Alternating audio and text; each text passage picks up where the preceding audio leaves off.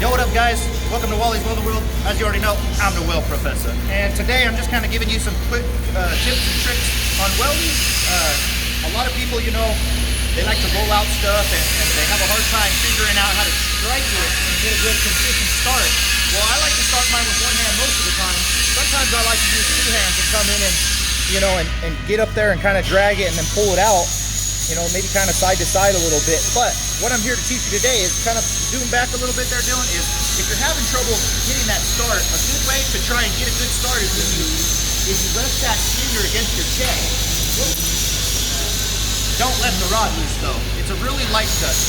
Yeah, busted up my rod. Oh well, I didn't know. So kind of just use it to hold there for stability. It'll keep it steadier instead of just one hand. And another trick too is keep that arm tucked in. Keep that arm tucked in.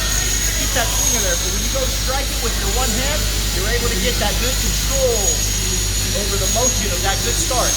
It's important to have your rod steady when you start off. That's how you're going to get a good start. Alright, that's just my quick tip and trick for today about welding.